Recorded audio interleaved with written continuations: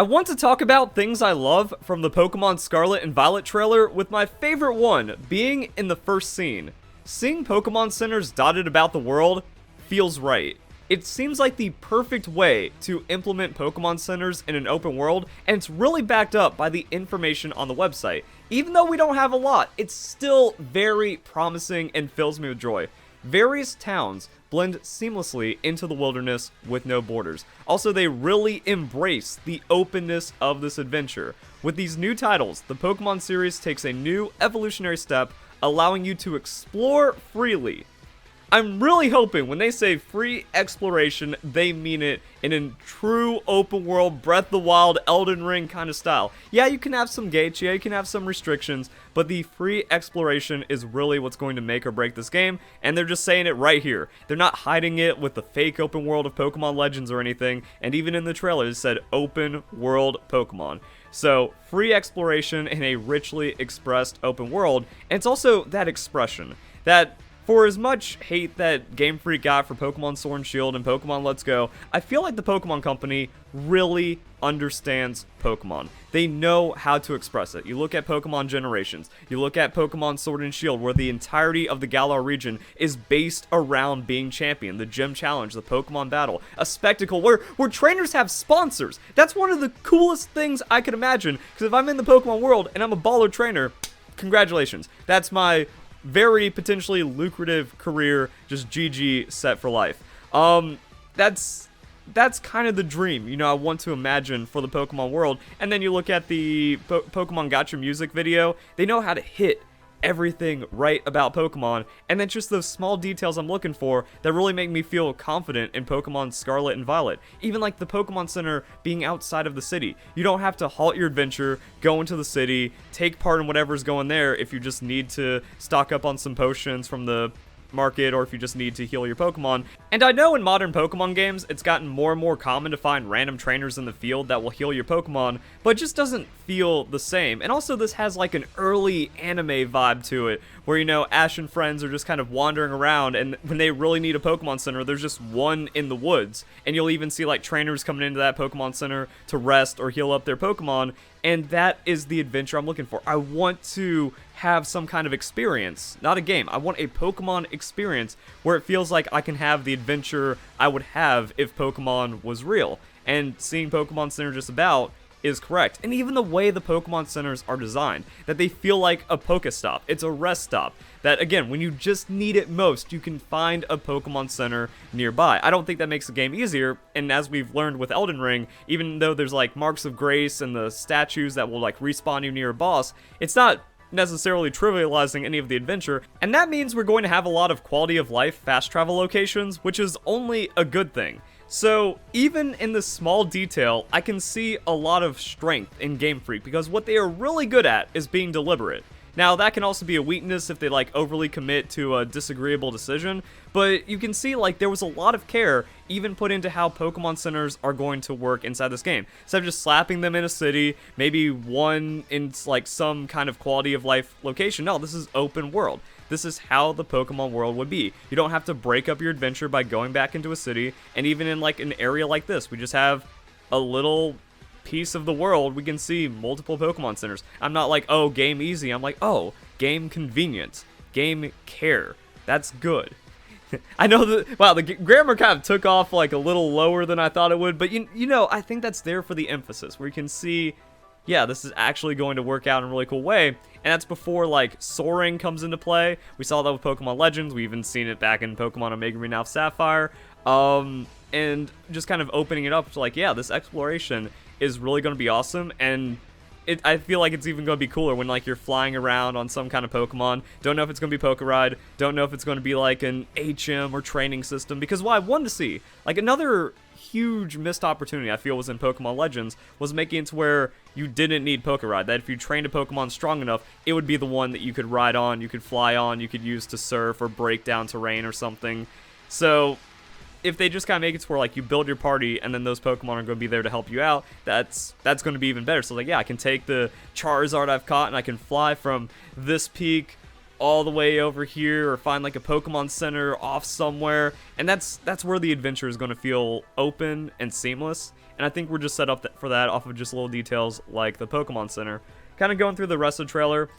Unfortunately, there's not much to say about this, and it seems like it kind of shrinks the world down because you like look at the map inside the trailer, then you look at this lake area, and it seems kind of small.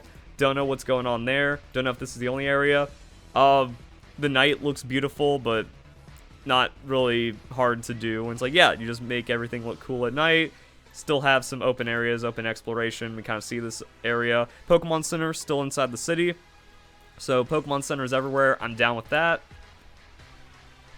And then, like, after this, the details kind of get more and more obvious. But yeah, once again, Pokemon Center. It's one of those things where, like, over that hill, you know, it's like, oh man, beating up on my journey, I just need to save my progress. You come over the hill, Pokemon Center. You know, or you see the town that you're trying to look for, something that really kind of brings your adventure and exploration together. So that's really cool. Just a lot of details, caves, open area, really nice stuff. And like I said, I think after this point, like, all the details I love are the more obvious stuff, but it still just kind of shows how the adventure is very thoughtful, very cared for. So when paying attention to the little things, it does give me a lot more confidence in the game, because we can see how strong the Pokemon Company can be with how they want to get their vision across. So yeah, just kind of like Pokemon chilling, hanging around. We can talk about the obvious. We're like, oh, the upgrade textures, oh, the upgrade details for the Pokemon. That stuff's cool. Pokemon just in the city, people walking about like this right here. Of course, that's a wonderful detail where it captures what we have in Galar. It captures what it means to be a trainer in the Pokemon world, or just to live in the Pokemon world. That Pokemon are just going to be doing their thing. You see that in the anime. I think one thing that I really love about the Pokemon Heroes movie is how interactive the whole city is. And even just all the Pokemon movies in general. So yeah, we can see the extra details. The Viper has scales. The caves are going to be cool with like potentially pseudo-legendary Pokemon running around. Everything's upgraded. The Pokeball up the tower is beautiful. This looks like the professor's mansion. We kind of had that with like Pokemon Sword and Shield. Or not the mansion, but the lab. Turned out to just be old lady mansion. I mean, like, that's looking really cool. Just details. Non-stop details. The plaza feels like it's from a spin-off game, but not in like an insulting way. Because the funny thing is, people were like heavy insulting Pokemon Legends. Like, people, idiots. They're not even people at this point. They are irredeemable idiots to still call Pokemon Legends a spin-off Pokemon game when it's been hard confirmed by developers to be main series. It's like, yeah, it's just a spin-off game. Why are you so upset? Wow, I didn't know you disliked Pokemon Legends more than me by calling it a spin-off game to defend it. But with this, like, if you look at a game of its time, you know, Poketopia, like, that's what I really like about the city. It gives me those Poketopia vibes from Pokemon Battle Revolution. You have this like crazy over-designed city. Same thing for some like Pokken Tournament. It feels like we're in a Pokken Tournament level, and Pokken Tournament just overdid the graphics compared to main series Pokemon games because they can condense the things. Same thing with Pokemon Snap. Pokemon Snap, it's a small area, so everything about the area can be overloaded with high fidelity graphics, but this is just the town in the main series Pokemon game, and they were able to put just like that crazy amount of detail into it that you don't find in the main series. So that's really cool. That's going to be a great place. Very cozy area. Not the house, the town feels cozy, but also our house looks great. Again, like, once you get into all the details, and then probably like the final biggest detail is like, those aren't flowers in the overworld, those are Flabébé. Like, the tiny little Pokemon, the Pokemon 2 scale, start getting outrageous. I'm wondering how that's going to work in the world. Now, we also kind of got that with Pokemon Snap. That's like, oh yeah, that little thing right there, you can take a picture of, how cool. And with this, like, it's not in a spin-off game more, like, the over-detailed elements of it are being put into a main series game, and that's going to be just crazy. But this also kind of spins into some of the other details we saw in other parts of the trailer. Just shiny Magnemite hanging around. We have the Hoppip going around the windmills. And then we have Flabébé just being indistinguishable from flowers. So I don't even know what else they're going to come up with. But once again, it's that extreme level of care.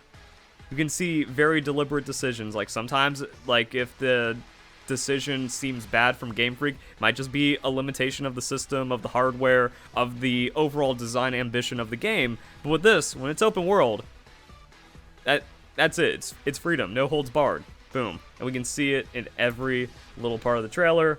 As for that map, everyone's talked about it. Things in the background, maybe. More or less also trying to figure out all the little details in this I Spy, Detective Pikachu study area. I don't even know. I think it's going to take for like that first teaser from the Pokemon Company, because I have pretty high confidence that the first Pokemon reveal is going to be related to an object in one of these scenes, and the Pokemon Company is going to be upfront about it, and then it's going to drive everyone mad. Or the website's going to have like an interactive section with some of these scenes, and it's going to play out from there. Because like, why have so much nonsense? We already know that some of it is related, like the oranges and grapes, and there's like a symbol that people caught on to as well that I didn't talk about. This is seen multiple times. There's a straight up map of real world Spain in it. So like, yeah, a couple of scenes already have like proven details. Does that mean every scene has something? Pokemon Company wants to go for it. It gets pretty crazy, and then that's pretty fun. So that's a separate thing about it. That's more reveal material, but it might like inspire me and hope that we're going to see a trailer every 2 weeks like we did with Pokemon Sun and Moon. Non-stop hype. But overall, like, yeah, details make me love the game, because this is made to be the ultimate Pokemon adventure with no limitations, no weird Game Freak hang up, and that's going to be awesome. So if you guys enjoy the video, hope you have a nice day. Thank you very much for watching.